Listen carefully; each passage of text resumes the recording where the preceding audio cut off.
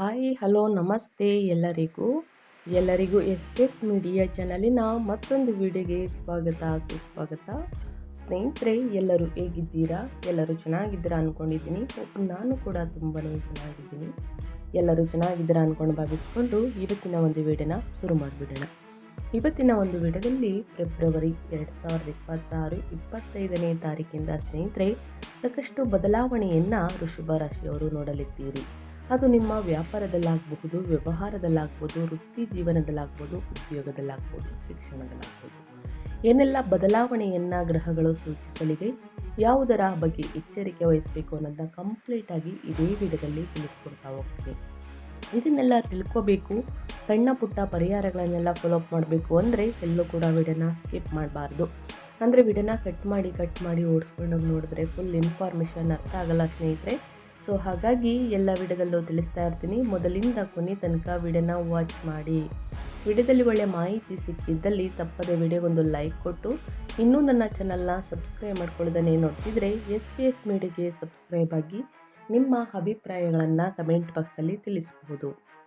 ಯಾರೆಲ್ಲ ಸಬ್ಸ್ಕ್ರೈಬ್ ಮಾಡಿಕೊಂಡು ಪ್ರತಿನಿತ್ಯ ವಿಡಿಯೋ ವಾಚ್ ಮಾಡ್ತಿದ್ದೀರಾ ಅಂಥವರಿಗೆ ಥ್ಯಾಂಕ್ ಯು ಸೋ ಮಚ್ ಅಂತ ಹೇಳ್ತಾ ವಿಡಿಯೋ ಕಡೆ ಗಮನ ಕೊಟ್ಟಿಡೋಣ.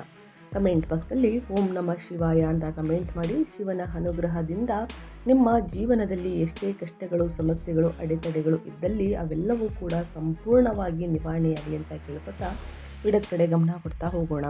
ವೃಷಭ ರಾಶಿ ಮಾಸಿಕ ಭವಿಷ್ಯ ಫೆಬ್ರವರಿ 2026. ಒಟ್ಟಾರೆಯಾಗಿ ಹೇಳಬೇಕು ಅಂದರೆ ಸ್ನೇಹಿತರೆ, ನಿಮಗೆ ವೃತ್ತಿಯ ಉತ್ತುಂಗ ಮತ್ತು ಆರ್ಥಿಕ ಸ್ಥಿರತೆ ಅಂತಲೇ ಹೇಳಬಹುದು. ಫೆಬ್ರವರಿ 2026ರಲ್ಲಿ ನಿಮ್ಮ ವೃತ್ತಿ ಜೀವನಕ್ಕೆ ಒಂದು ಮೈಲಿಗಲ್ಲಾಗಿಲ್ಲದೆ ಸ್ನೇಹಿತರೆ.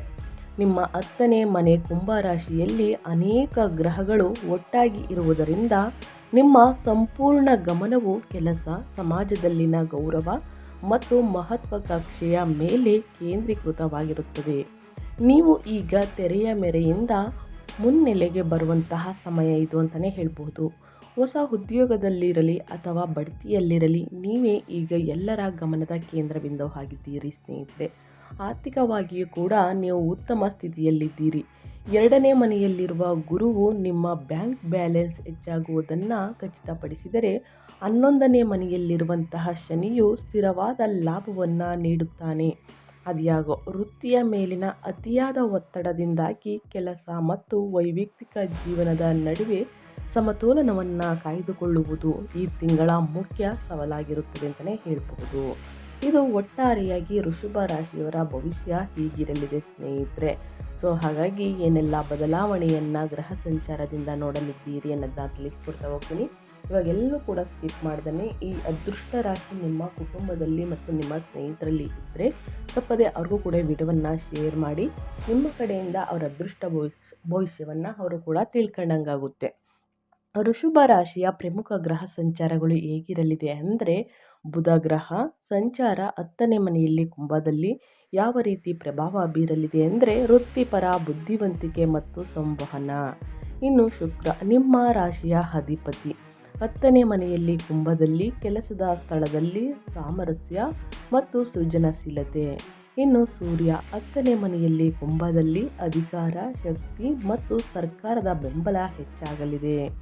ಇನ್ನು ಮಂಗಳ 9ನೇ ಮನೆಯ ನಂತರ 10ನೇ ಮನೆಗೆ ಸ್ಥಳಾಂತರಗೊಂಡು ವೃತ್ತಿಯಲ್ಲಿ ಧೈರ್ಯದ ನಿರ್ಧಾರಗಳು ಮತ್ತು ಉತ್ಸಾಹ ಹೆಚ್ಚಾಗಲಿದೆ. ಇನ್ನು ಗುರು 2ನೇ ಮನೆಯಲ್ಲಿ ಮಿಥುನದಲ್ಲಿ ಧನ ಸಂಗ್ರಹ ಮತ್ತು ಮಧುರ ಮಾತುಗಳು ಹೆಚ್ಚಾಗಲಿದೆ ಸ್ನೇಹಿತರೆ.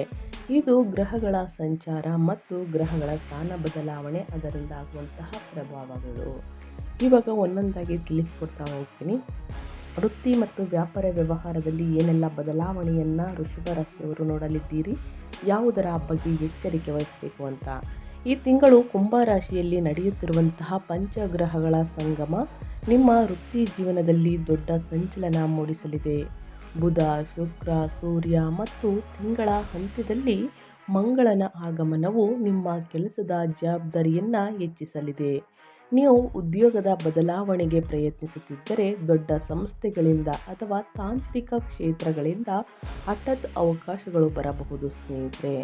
ನಿಮ್ಮ ರಾಶಿಯ ಅಧಿಪತಿಯಾಗಿರುವಂತಹ ಶುಕ್ರನು 10ನೇ ಮನೆಯಲ್ಲಿ ಇರುವುದರಿಂದ ಸ್ತ್ರೀ ಸಹೋದ್ಯೋಗಿಗಳ ಬೆಂಬಲ ದೊರೆಯಲಿದೆ.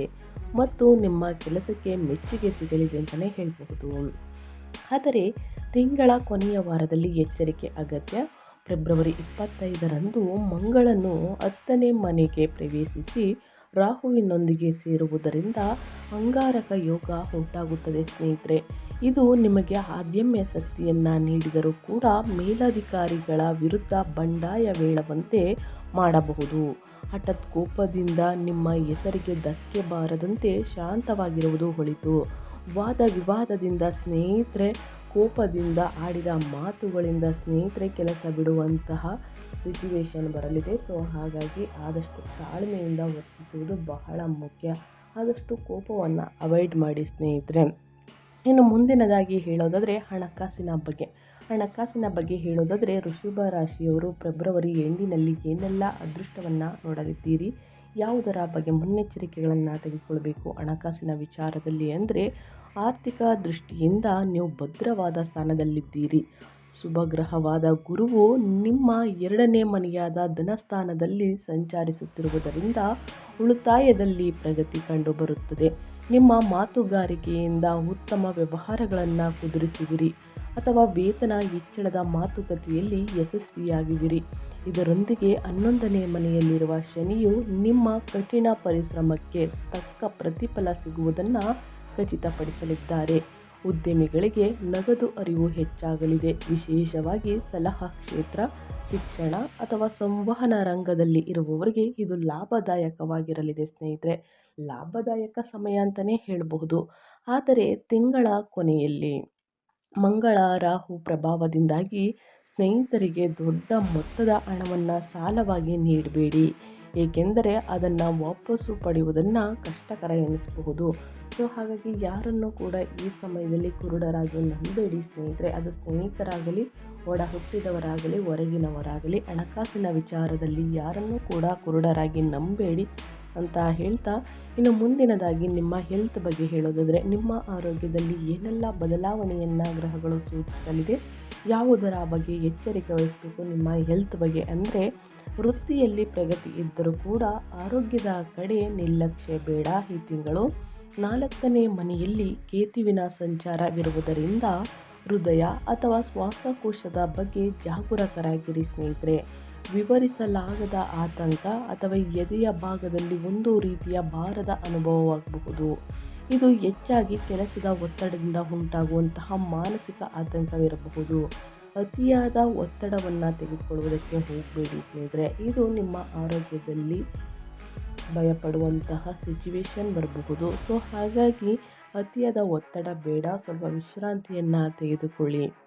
10ನೇ ಮನೆಯಲ್ಲಿರುವಂತಹ ಗ್ರಹಗಳು ಭಾರ ಹೆಚ್ಚಿಸುವುದರಿಂದ ಮೊಣಕಾಲು, ಕೈಕಾಲು ಅಥವಾ ಕೀಲು ನೋವು ಕಾಣಿಸಿಕೊಳ್ಳಬಹುದು. ಓಡಾಡುವುದು ಅಥವಾ ಮೆಟ್ಟಲು ಹತ್ತುವಾಗ ಸ್ನೇಹಿತರೆ ಎಚ್ಚರಿಕೆ ವಹಿಸಿ. ತಿಂಗಳ ಕೊನೆಯಲ್ಲಿ ಉರಿಯೂತ ಅಥವಾ ಹಠಾತ್ ಜ್ವರದ ಲಕ್ಷಣಗಳು ಕಂಡುಬರಬಹುದು. ದಿನಕ್ಕೆ ಸಾಕಷ್ಟು ನೀರನ್ನು ಕುಡಿಯುವುದು ಉತ್ತಮ, ಏಕೆಂದರೆ ಉಷ್ಣತೆ ಕಡಿಮೆಯಾಗಲಿದೆ ಸ್ನೇಹಿತರೆ. ಉರಿಯೂತ ಕಡಿಮೆಯಾಗಲಿದೆ. ಹಸಿರು ತರಕಾರಿ, ಹಣ್ಣು ಹಂಪಲುಗಳನ್ನು ಚೆನ್ನಾಗಿ ಸೇವಿಸುವುದರಿಂದ ಉಷ್ಣತೆ ಕಡಿಮೆಯಾಗಲಿದೆ.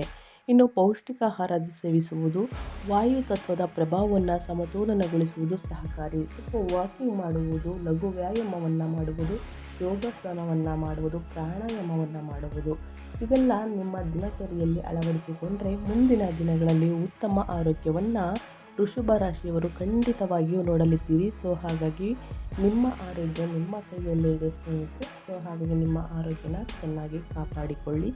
ಏನೇ ಸಮಸ್ಯೆಗಳು ಕಂಡು ಬಂದಿದ್ದಲ್ಲಿ ತಕ್ಷಣ ವೈದ್ಯರನ್ನು ಭೇಟಿ ಮಾಡಿ ಅವರು ಕೊಡುವಂತಹ ಸಲಹೆಯನ್ನು ತಪ್ಪದೇ ಫಾಲೋ ಮಾಡುವುದು ಬಹಳ ಮುಖ್ಯ.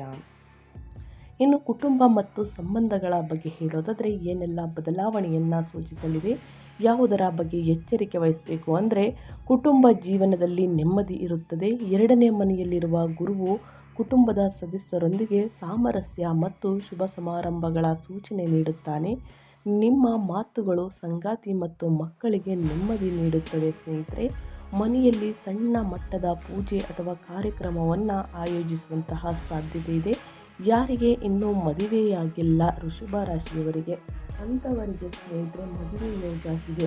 ಹೊಸದಾಗಿ ಮದುವೆಯಾಗಿರುವಂತಹ ನವ ಜೋಡಿಗಳಿಗೆ ಸಂತಾನ ಭಾಗ್ಯ ಇದೆ ಅಂತಲೇ ಹೇಳಬಹುದು. ಆದರೆ 4ನೇ ಮನೆಯಲ್ಲಿರುವಂತಹ ಕೇತು ತಾಯಿಯ ಆರೋಗ್ಯದ ಬಗ್ಗೆ ಸ್ವಲ್ಪ ಚಿಂತೆ ತರಬಹುದು ಅಥವಾ ಮನೆಯ ವಾತಾವರಣದಲ್ಲಿ ಒಂದು ರೀತಿಯ ಅತೃಪ್ತಿ ಮೂಡಿಸಬಹುದು. ಕಚೇರಿಯ ಒತ್ತಡವನ್ನು ಮನೆಗೆ ತರಬೇಡಿ. ಮನೆಯ ವಿದ್ಯುತ್ ಉಪಕರಣಗಳು ಅಥವಾ ಕಟ್ಟಡದ ಸಣ್ಣ ಪುಟ್ಟ ರಿಪೇರಿ ಕೆಲಸಗಳು ಈ ತಿಂಗಳು ಎದುರಾಗಬಹುದು. ಕುಟುಂಬದ ವಿಷಯದಲ್ಲಿ ಆದಷ್ಟು ತಾಳ್ಮೆಯಿಂದ ವರ್ತಿಸುವುದು ಬಹಳ ಮುಖ್ಯ. ಮನೆಯಲ್ಲಿ ಒಂದು ಶುಭ ಕಾರ್ಯ ನಡೆಯಲಿದೆ. ಸಣ್ಣ ಪುಟ್ಟ ಮಾತು ವಾದ ವಿವಾದಗಳು ಬಂದಿದ್ದಲ್ಲಿ ಅಲ್ಲೇ ಮಾತನಾಡಿ ಬಗೆಹರಿಸಿಕೊಳ್ಳುವುದು ಉತ್ತಮ. ಸೊ ಹಾಗಾಗಿ ಸ್ನೇಹಿತರೆ, ಹಿರಿಯರನ್ನು ಕೂರಿಸಿ ಮಾತನಾಡಿ ಬಗೆಹರಿಸಿಕೊಳ್ಳಿ. ಇದರಿಂದ ವಾದ ವಿವಾದ ಹೆಚ್ಚಾಗಲಿದೆ. ಆದಷ್ಟು ತಾಳ್ಮೆಯಿಂದ ಇರುವುದು ಬಹಳ ಅಂದರೆ ಬಹಳ ಮುಖ್ಯವಾಗಿರುತ್ತದೆ.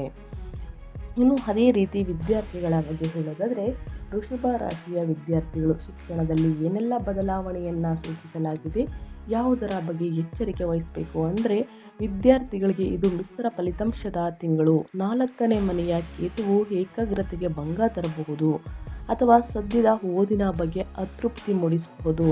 ಪ್ರಾಥಮಿಕ ಶಿಕ್ಷಣದ ವಿದ್ಯಾರ್ಥಿಗಳು ಹೆಚ್ಚಿನ ಪರಿಶ್ರಮ ಹಾಕಬೇಕಾಗುತ್ತದೆ. ಆದರೆ MBA, ಕಾನೂನು, ಲಾ ಅಥವಾ ಸಮೂಹ ಸಂವಹನದಂತಹ ವೃತ್ತಿಪರ ಕೋರ್ಸ್ಗಳನ್ನು ಮಾಡುತ್ತಿರುವವರಿಗೆ ಸ್ನೇಹಿತರೆ ಬುಧನ ಸಂಚಾರವು ವರದಾನವಾಗಲಿದೆ. ಫೆಬ್ರವರಿ 25ರಿಂದ ಸ್ನೇಹಿತರೆ ಸಾಕಷ್ಟು ಬದಲಾವಣೆಯನ್ನು ವೃಷಭ ರಾಶಿಯವರು ನೋಡಲಿದ್ದೀರಿ ಅಂತಲೇ ಹೇಳಬಹುದು. ನಿಮ್ಮ ತರ್ಕಬದ್ಧ ಆಲೋಚನೆ ಮತ್ತು ಪ್ರೆಸೆಂಟೇಷನ್ ಕೌಶಲ್ಯಗಳು ಉತ್ತಮವಾಗಿರುತ್ತವೆ. ಸರ್ಕಾರಿ ಉದ್ಯೋಗಕ್ಕಾಗಿ ಸ್ಪರ್ಧಾತ್ಮಕ ಪರೀಕ್ಷೆಯನ್ನು ಬರೆಯುವವರಿಗೆ ಫೆಬ್ರವರಿ 25ರ ನಂತರ ಸಮಯ ತುಂಬ ಅನುಕೂಲಕರವಾಗಿರಲಿದೆ. ಪ್ರತಿದಿನ ಒಂದು ವೇಳಾಪಟ್ಟಿಯನ್ನು ರಚಿಸಿ ಸರಿಯಾದ ಸಮಯಕ್ಕೆ ಕೂತು ಅಧ್ಯಯನ ಮಾಡಿದಲ್ಲಿ ಉನ್ನತ ಫಲಿತಾಂಶವನ್ನು ಗಳಿಸುವುದಕ್ಕೆ ಸಾಧ್ಯವಾಗಲಿದೆ. ಕಷ್ಟಪಟ್ಟು ಅಧ್ಯಯನದ ಕಡೆ ಗಮನ ಕೊಡಿ, ಉನ್ನತ ಫಲಿತಾಂಶ ನಿಮ್ಮದಾಗಲಿದೆ ಅಂತ ಹೇಳ್ತಾ, ಏನೇ ಸಮಸ್ಯೆಗಳು ಬಂದಿದ್ದಲ್ಲಿ ಈ ಸಣ್ಣ ಪುಟ್ಟ ಪರಿಹಾರದಿಂದ ಎಲ್ಲವೂ ಕೂಡ ಸರಿಯಾಗಲಿದೆ. ಸ್ನೇಹಿತರೆ, ಏನೆಲ್ಲ ಪರಿಹಾರವನ್ನು ಈ ತಿಂಗಳಲ್ಲಿ ಅನುಸರಿಸಬೇಕು ಅನ್ನೋದನ್ನ ತಿಳಿಸ್ಕೊಡ್ತಾ ಹೋಗ್ತೀನಿ. ಆದಷ್ಟು ಸಣ್ಣ ಪರಿಹಾರವಾಗಿರುತ್ತದೆ. ಶಕ್ತಿಶಾಲಿಯಾದಂತಹ ಪರಿಹಾರ. ದೊಡ್ಡ ಸಮಸ್ಯೆಗಳು ಕೂಡ ನಿವಾರಣೆಯಾಗಲಿದೆ.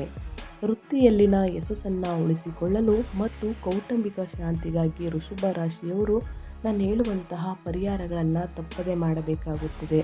ಮೊದಲನೇದಾಗಿ ಸೂರ್ಯ ದೇವರಿಗೆ ಅಗ್ರವನ್ನು ನೀಡಿ ಸ್ನೇಹಿತರೆ. ಪ್ರತಿದಿನ ಸೂರ್ಯನಿಗೆ ನೀರನ್ನು ಅರ್ಪಿಸಿ. ಇದರಿಂದ ವೃತ್ತಿಯಲ್ಲಿ ಅಧಿಕಾರ ಮತ್ತು ಸರ್ಕಾರದ ಬೆಂಬಲ ದೊರೆಯುತ್ತದೆ ವೃಷಭ ರಾಶಿಯವರಿಗೆ. ಇನ್ನು ಗಣೇಶನ ಆರಾಧನೆ. 4ನೇ ಮನೆಯ ಕೇತುವಿನ ಪ್ರಭಾವವನ್ನು ತಗ್ಗಿಸಲು ಪ್ರತಿ ಬುಧವಾರ ಗಣೇಶನಿಗೆ ಗರಿಕೆ ಅಥವಾ ದುರ್ವ ಹುಲ್ಲನ್ನು ಅರ್ಪಿಸಿ. ಇದು ಮನೆಯಲ್ಲಿ ಶಾಂತಿ ನೆಮ್ಮದಿ ತರುತ್ತದೆ. ಕಲಹಗಳೆಲ್ಲವೂ ಕೂಡ ದೂರ ಹೋಗುತ್ತದೆ. ಸಣ್ಣ ಪುಟ್ಟ ವಾದ ವಿವಾದ ಜಗಳ ಏನೇ ಇದ್ದರೂ ಕೂಡ ಸ್ನೇಹಿತರೆ ಅವೆಲ್ಲವೂ ಕೂಡ ನಿವಾರಣೆಯಾಗಲಿದೆ. ಸೊ ಹಾಗಾಗಿ ಗರಿಕೆಯನ್ನು ಅರ್ಪಿಸಿ ಗಣೇಶನಿಗೆ. ಇದು ಮನೆಯಲ್ಲಿ ಶಾಂತಿ ನೆಮ್ಮದಿ ತರಲಿದೆ ಅಂತಲೇ ಹೇಳಬಹುದು. ಇನ್ನು ಗೋಸೇವೆ. ವೃಷಭ ರಾಶಿಯವರಿಗೆ ಗೋಸೇವೆ ಅತ್ಯಂತ ಶ್ರೇಷ್ಠ. ಶುಕ್ರವಾರದಂದು ಹಸುಗಳಿಗೆ ಹಸಿರು ಹುಲ್ಲು ಅಥವಾ ಪಾಲಕ್ ಸೊಪ್ಪನ್ನು ನೀಡಿ. ಇದು ನಿಮ್ಮ ರಾಶಿಯ ಅಧಿಪತಿ ಶುಕ್ರನನ್ನು ಬಲಪಡಿಸುತ್ತದೆ. ಸೊ ಹಾಗಾಗಿ ತಪ್ಪದೆ ಪ್ರಾಣಿ ಪಕ್ಷಿಗಳಿಗೆ ಸೊಪ್ಪನ್ನು ನೀಡುವುದು, ತರಕಾರಿಯನ್ನು ನೀಡುವುದು, ಹಣ್ಣನ್ನು ನೀಡುವುದು ಬಹಳ ಮುಖ್ಯ. ವ್ಯಾಪಾರ ವ್ಯವಹಾರದಲ್ಲಿ ಅಭಿವೃದ್ಧಿಯನ್ನು ನೋಡಲಿದ್ದೀರಿ, ಲಾಭವನ್ನು ಗಳಿಸಲಿದ್ದೀರಿ. ಸೊ ಹಾಗಾಗಿ ಸಣ್ಣ ಪುಟ್ಟ ಪರಿಹಾರಗಳನ್ನು ಪ್ರತಿಯೊಬ್ಬರು ಮಾಡಿ ಅಂತ ಹೇಳ್ತಾ, ಈ ತಿಂಗಳಲ್ಲಿ ವೃಷಭ ರಾಶಿಯವರು ಕಪ್ಪು ಬಣ್ಣದ ಬಳಕೆ ಬೇಡ. ತಿಂಗಳ ಕೊನೆಯಲ್ಲಿ ರಾಹುವಿನ ನಕಾರಾತ್ಮಕ ಪ್ರಭಾವ ತಡೆಯಲು ಸ್ನೇಹಿತರೆ ಕಪ್ಪು ಬಣ್ಣದ ಬಟ್ಟೆಗಳು ಬಳಕೆಯನ್ನು ಆದಷ್ಟು ಕಡಿಮೆ ಮಾಡಿ. ಎಲ್ಲೇ ಹೋದರೂ ಸ್ನೇಹಿತರೆ ಅಡೆತಡೆಗಳು ಉಂಟಾಗಲಿದೆ. ಸೊ ಹಾಗಾಗಿ ಕಪ್ಪು ಬಣ್ಣದ ಬಟ್ಟೆಯನ್ನು ಆದಷ್ಟು ಧರಿಸುವುದಕ್ಕೆ ಹೋಗಬೇಡಿ ವೃಷಭ ರಾಶಿಯವರು. ಈ ಸಣ್ಣ ಪುಟ್ಟ ಪರಿಹಾರವನ್ನು ವೃಷಭ ರಾಶಿಯವರು ಮಾಡಿ ಅಂತ ಹೇಳ್ತಾ ನಾನು ವಿಡಿಯೋನ ಎಂಡ್ ಮಾಡ್ತಾ ಇದ್ದೀನಿ. ಇವತ್ತಿನ ಒಂದು ವಿಡಿಯೋದಲ್ಲಿ ವೃಷಭ ರಾಶಿಯವರಿಗೆ ಒಳ್ಳೆ ಮಾಹಿತಿ ಸಿಕ್ಕಿದ್ದಲ್ಲಿ, ಈ ವಿಡಿಯೋ ಯೂಸ್ಫುಲ್ ಅನಿಸಿದ್ದಲ್ಲಿ ದಯವಿಟ್ಟು ವಿಡಿಯೋಗೆ ಲೈಕ್ ಮಾಡೋದನ್ನ ಮರ್ತಿದ್ರೆ ಲೈಕ್ ಮಾಡಿ, ಕಮೆಂಟ್ ಮಾಡಿ ನಿಮ್ಮ ಅಭಿಪ್ರಾಯವನ್ನು ತಿಳಿಸ್ಬೋದು ಸ್ನೇಹಿತರೆ. ಓಂ ನಮಃ ಶಿವಾಯ ಅಂತ ಕಮೆಂಟ್ ಮಾಡಿ. ಶಿವನ ಅನುಗ್ರಹದಿಂದ ನಿಮ್ಮ ಜೀವನದಲ್ಲಿ ಎಷ್ಟೇ ದೊಡ್ಡ ಮಟ್ಟದಲ್ಲಿ ಸಮಸ್ಯೆಗಳಿದ್ರೂ ಕೂಡ ಅವೆಲ್ಲವೂ ಸಂಪೂರ್ಣವಾಗಿ ನಿವಾರಣೆಯಾಗಲಿ ಅಂತ ಕೇಳ್ಕೊತಾ, ನಿಮಗೂ ಮತ್ತು ನಿಮ್ಮ ಕುಟುಂಬಕ್ಕೆ ತುಂಬಾ ಒಳ್ಳೆಯದಾಗಲಿ. ಮತ್ತೊಂದು ವಿಡಿಯೋ ಜೊತೆ ಮತ್ತೊಂದು ಹೊಸ ಭವಿಷ್ಯದಲ್ಲಿ ಹೊಸ ಅಪ್ಡೇಟಲ್ಲಿ ಸಿಗ್ತೀನಿ. Thank you for watching.